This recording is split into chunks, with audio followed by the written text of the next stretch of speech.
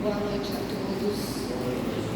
É com alegria que hoje nós recebemos o nosso companheirinho espírita Luiz Carlos Laranjeira, palestrante querido que vem à nossa casa nos abrilhantar com a palestra da noite de hoje. Um tema tão difícil que é o suicídio, mas que é bom a gente conhecer, entender, para a gente se esclarecer, né?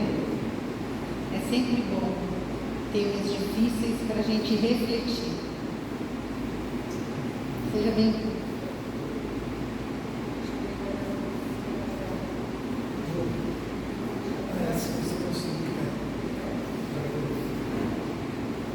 Boa noite a todos, sejam bem-vindos. Todos ouvem bem? Enxergam bem também o nosso moralzinho aqui, o nosso vídeo. Como foi dito, o tema de hoje não é muito agradável, mas ele é necessário e vocês vão poder entender a gravidade disso e qual a motivação desse estudo para a noite de hoje. O tema é o suicídio. Eu fiquei estarrecido. Uma breve pesquisa que eu fiz na internet, eu trouxe um resumo aqui para a gente poder analisar. Então, analisando o cenário atual, o suicídio é um importante problema de saúde pública com impactos na sociedade como um todo.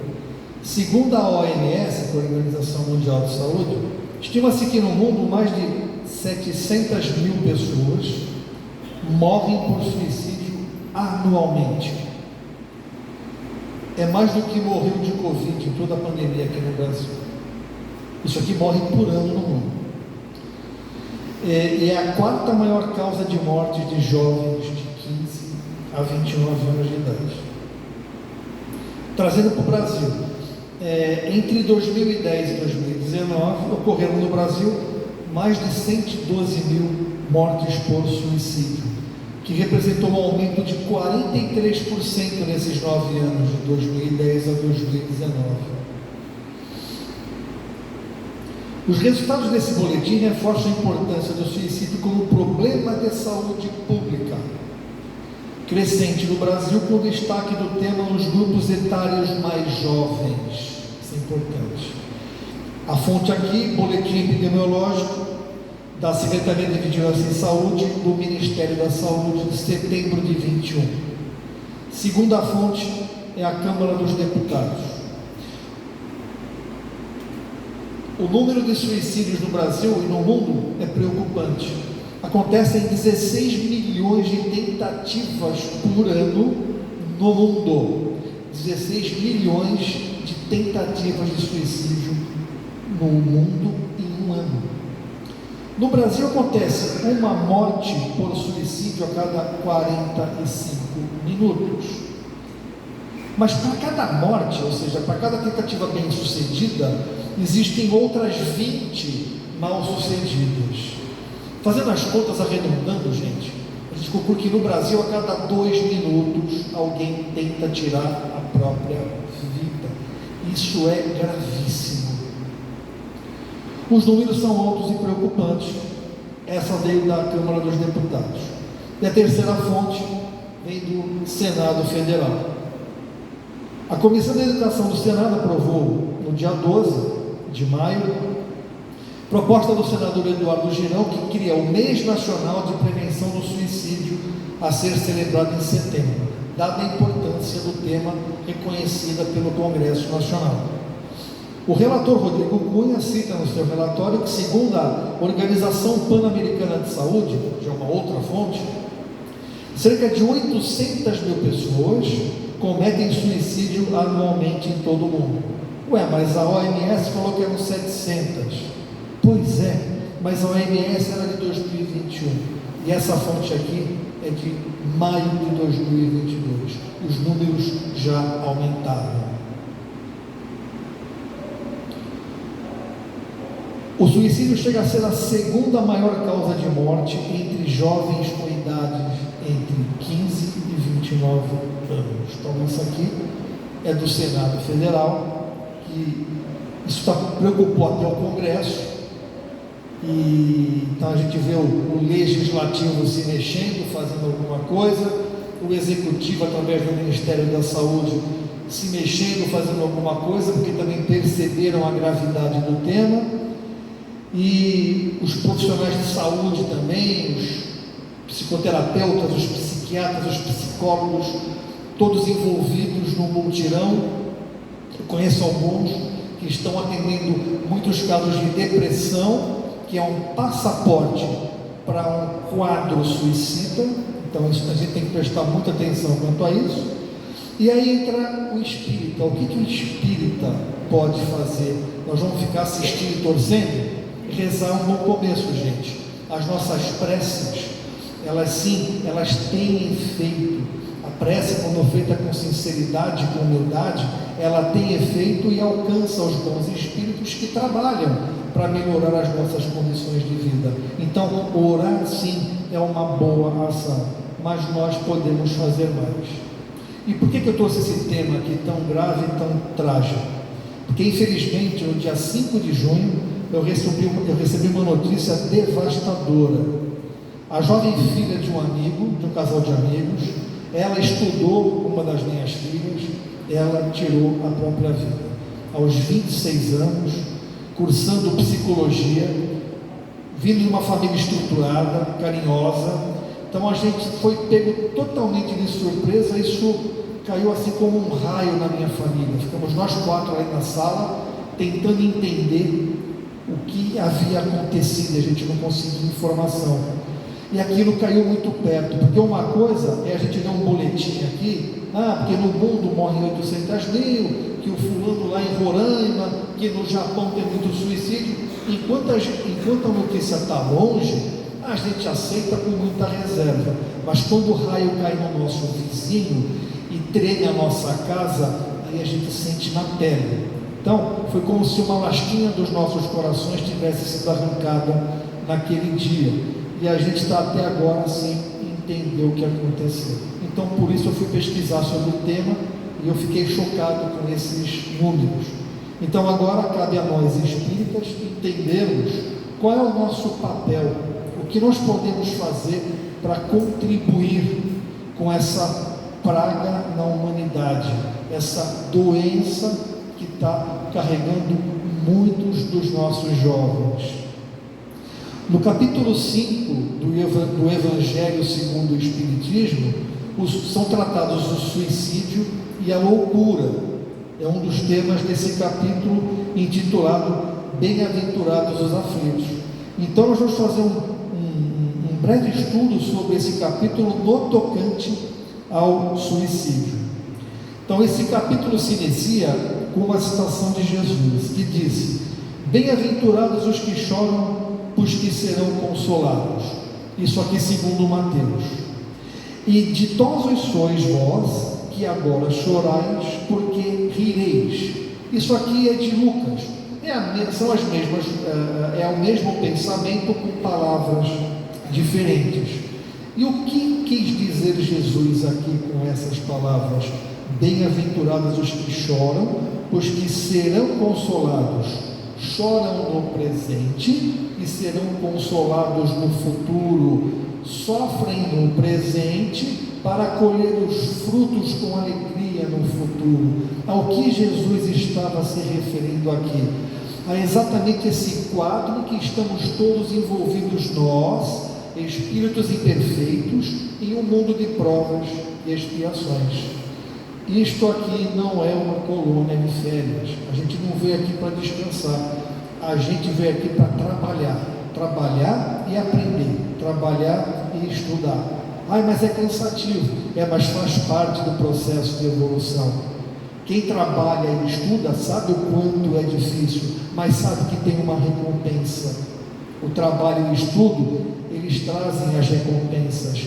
E enfrentar as provas e expiações num mundo como o nosso traz as recompensas para o espírito. Só que nem todos conseguem enxergar esse quadro, nem todos conseguem, apesar de passar os 2000 anos, entender a integridade das palavras do Mestre. Ele falava por parábolas, essas parábolas foram sendo decifradas ao longo da história e finalmente, há 160 anos aproximadamente, Allan Kardec, com o concurso dos bons espíritos, pôde finalmente trazer o real sentido das palavras do Mestre. E é isso que é tratado nesse capítulo, dos itens 14 a 16. A calma e a resignação auridas da maneira de considerar a vida terrestre e da confiança no futuro dão ao espírito uma serenidade que é o melhor preservativo contra a loucura e o suicídio. É certo que a maioria dos casos de loucura se deve à comoção produzida pelas adversidades que o homem não tem a coragem de suportar. Então a gente vem para esse planeta já com as provas pré-determinadas, com algumas missões, algumas lições, só que a gente chega aqui imersos na matéria, seduzido pelas paixões, a gente acaba se desviando do foco e deixa de procurar lá na nossa caixinha de ferramentas, que é o nosso coração, aquelas virtudes para enfrentarmos as provas. Uma dessas virtudes é justamente a coragem que nos falta muitas vezes diante das provas. E continua Kardec: o mesmo ocorre com o suicídio. Aquele que está certo de que só é infeliz por um dia e que melhores serão os dias que hão de vir, enche-se facilmente de paciência, ou seja, a fé no porvir aumenta a paciência e a resignação. Mas para o que não crê na eternidade e julga que com a vida tudo se acaba, se os infortúnios e as aflições o aborrecem, unicamente na morte vê uma solução para as suas amarguras. Nada esperando, acha muito natural, muito lógico mesmo, abreviar pelo suicídio as suas misérias. Então, aqui do ponto de vista materialista, como foi trazido aqui pelos espíritos para Kardec, o suicídio acaba sendo até uma coisa lógica, porque, poxa vida, estou vivendo aqui, logo morrerei e nada haverá depois de minha morte. Depois de minha morte haverá o nada. Essa é a tese materialista, a tese do ateu, aquele que não crê na prevalência do espírito sobre a matéria. Não só o espírita acredita nisso, todas as religiões espiritualistas acreditam no espírito, diferentemente da matéria. O materialista, ele acha que com o fim do corpo acaba toda a vida e não há um porvir. Então, dentro desse raciocínio materialista, faz muito sentido: poxa, eu estou sofrendo muito, de que me adianta ficar aqui nessa vida sofrendo, se logo depois eu vou morrer e vem o nada? Então eu vou economizar sofrimento, eu vou acabar com a minha vida agora, eu acabo com esse sofrimento, eu antecipo uma coisa que fatalmente vai acontecer. Do ponto de vista materialista, faz até muito sentido. Por isso muita gente tira a própria vida, porque embasado na doutrina materialista, ele acha que vai simplesmente economizar sofrimento. Puxa vida, eu vou sofrer e vou morrer e depois vem o nada.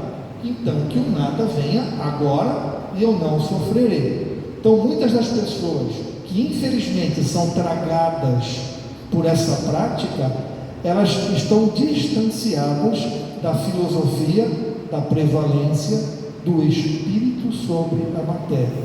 Eles não têm, pelo menos naquele momento, o suficiente na vida após a morte. Então, eles acham que estão sendo coerentes. A incredulidade, a simples dúvida sobre o futuro, as ideias materialistas, numa palavra, são os maiores incitantes ao suicídio. A propagação das doutrinas materialistas é, pois, o veneno que inocula a ideia do suicídio na maioria dos que se suicidam, e os que se constituem apóstolos de semelhantes doutrinas assumem tremenda responsabilidade. Então aqui, os espíritos, em 1862, 63, eles já estavam enxergando que o materialismo e os defensores do materialismo estariam difundindo o suicídio. Por quê?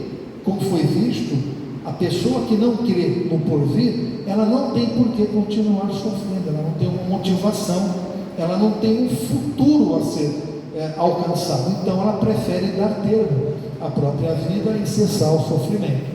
Então aqui a espiritualidade já demonstrou que o materialismo é o responsável pela fomentação do suicídio. E nós temos agora as instruções dos Espíritos que vêm em cada capítulo de O Evangelho segundo o Espiritismo. Essa é a passagem de Jesus, citada por Lucas e Mateus, e agora nós vamos ver um resumo da opinião de Lacordaire, uma comunicação em Havre, em 1863, quando Kardec estava juntando lá as comunicações que iriam fazer parte do Evangelho segundo o Espiritismo. Bem e mal sofrer. Quando Cristo disse: bem-aventurados os aflitos, o reino dos céus lhe pertence, não se referia de modo geral aos que sofrem, visto que sofrem todos os que se encontram na terra, quer ocupem tronos, quer jazam sobre a palha, ou seja, ricos e pobres. Mas poucos sofrem bem, poucos compreendem que somente as provas bem suportadas podem conduzi-los ao reino de Deus. Deus não coloca fardos pesados em ombros fracos. Sempre ouvimos isso. Deus, sendo justo, não permitiria que nenhuma de suas criaturas fosse submetida a um tratamento cruel, onde de antemão Deus já sabe, ele não é capaz, mas mesmo assim vou submetê-lo a isso.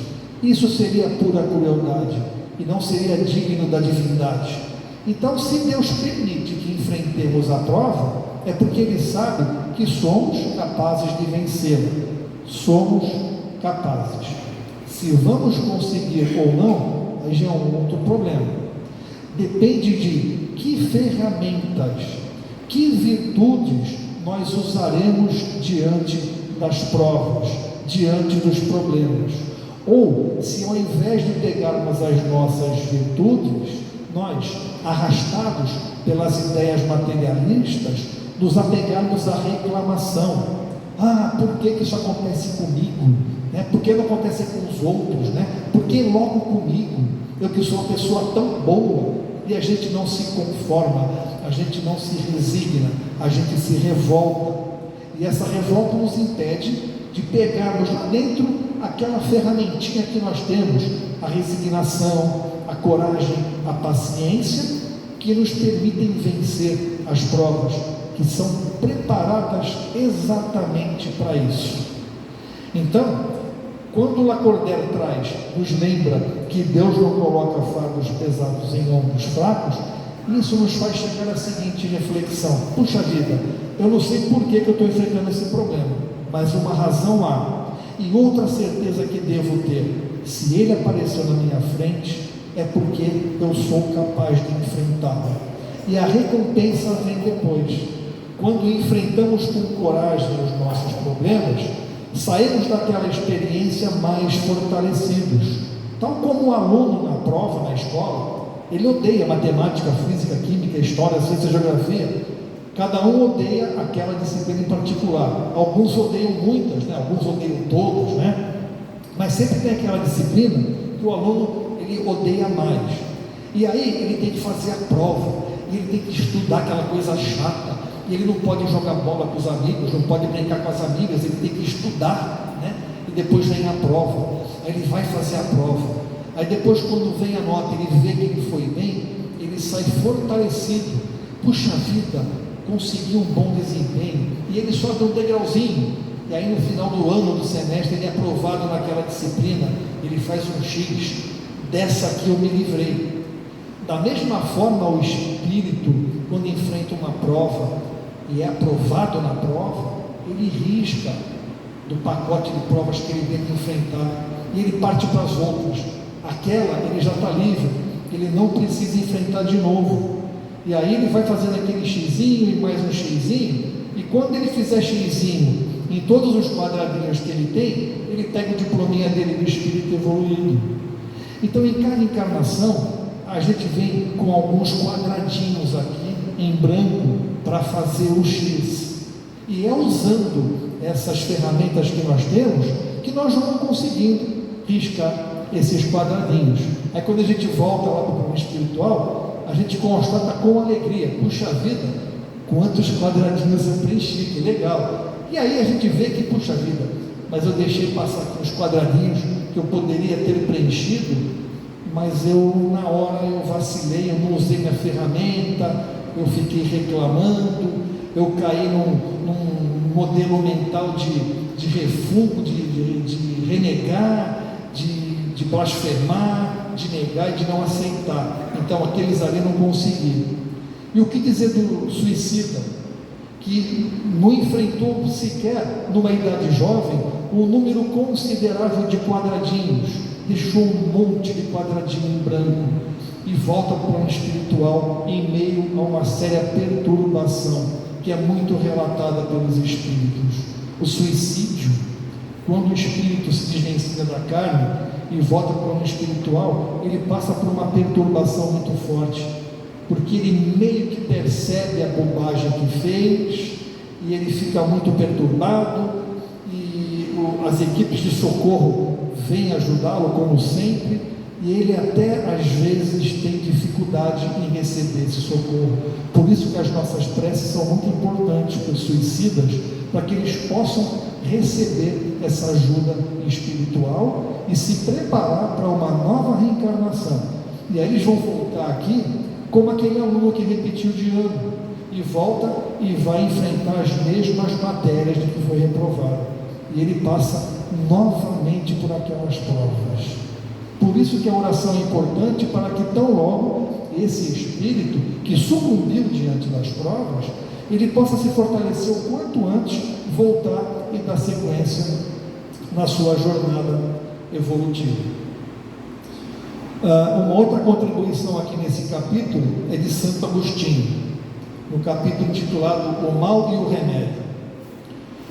Como desencarnados, quando pairáveis no espaço, escolhestes as vossas provas, julgando-vos bastante fortes para as suportar, isso durante o planejamento reencarnatório. Por que agora murmurar? Vós que pedistes a riqueza e a glória, quereis sustentar a luta com a tentação e vencê-lo. Vós que pedistes para lutar de corpo e espírito contra o mal moral e físico, sabíeis que quanto mais forte fosse a prova, tanto mais gloriosa a vitória, e que, se triunfasseis, embora devesse o vosso corpo parar numa estrumeira, dele ao morrer se lhes prenderia uma alma de rutilante alvura e purificado pelo batismo da expiação e do sofrimento. Ou seja, o corpo foi usado para permitir ao espírito enfrentar as provas, e ao final da jornada o corpo permanece aqui e o espírito se desvencilha glorificado e fortificado. O Cristo vos disse que com a fé se transportam montanhas, e eu vos digo que aquele que sofre e tem a fé por amparo, ficará sob a sua égide e não mais sofrerá. Os momentos das mais fortes dores lhe serão as primeiras notas alegres da eternidade. Eu esqueci de passar o slide.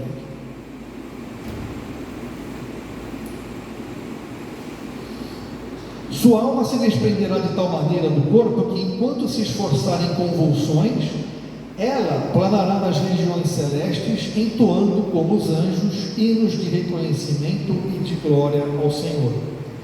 Ditosos os que sofrem e choram, alegres estejam suas almas, porque Deus as cumulará de bem-aventuranças. É mais um espírito que vem reforçar a necessidade de enfrentarmos com coragem e resignação as provas que aqui viemos enfrentar. E para fechar, uma contribuição do Cardeal Moro, intitulada A Felicidade Não É Deste Mundo. Não sou feliz, a felicidade não foi feita para mim, exclama geralmente o homem em todas as posições sociais. Isso, meus caros filhos, prova, melhor do que todos os raciocínios possíveis, a verdade desta máxima do Eclesiastes: a felicidade não é deste mundo. Com efeito, nem a riqueza, nem o poder, nem mesmo a florida juventude são condições essenciais à felicidade. Digo mais, nem mesmo reunidas essas três condições tão desejadas, porquanto incessantemente se ouvem, no seio das classes mais privilegiadas, pessoas de todas as idades se queixarem amargamente da situação em que se encontram. Até parece que ele sabia que haveria uma epidemia de suicídio no futuro. Neste mundo, por mais que faça, cada um tem a sua parte de labor e de miséria, sua cota de sofrimentos e de decepções, donde facilmente se chega à conclusão de que a terra é lugar de provas e expiações. E é disso que precisamos nos armar para termos a coragem e a resignação para enfrentarmos as provas que viemos enfrentar e não sucumbir diante delas. E mais do que isso, nós que temos a oportunidade de adquirir esse conhecimento, essa informação, de poder entender a mensagem de Jesus, traduzida pelos bons espíritos, codificada por Allan Kardec, e tão repetida após mais de 1,5 século da publicação do Livro dos Espíritos e do Evangelho, nós somos afortunados por termos à nossa disposição esse conhecimento. E isso nos fortalece, porque diante da prova, por mais desesperados que fiquemos, nós temos a fé no porvir. Nós sabemos que, por mais que aquilo nos faça sofrer, nós só temos uma saída: é enfrentar aquele problema, é buscar dentro de nós as ferramentas que sabemos que temos. Às vezes a gente não lembra onde guardou no momento de desespero, mas a gente sabe que está lá dentro, e é com calma, é com paciência que a gente procura e acha a ferramenta certa e usa, e sai vitorioso e fortalecido da prova. Agora nós podemos fazer mais. Nós que somos abençoados com essa palavra, nós podemos nos unir ao legislativo, ao executivo, aos profissionais da saúde, nessa campanha contra o suicídio, e levar isso aqui para as pessoas que convivem conosco e que não têm a felicidade de frequentar esse nosso ambiente espírita, não têm a felicidade de ler as obras de Kardec, não compartilham conosco essa nossa fé, mas nós podemos compartilhar com eles um pouco desse conhecimento.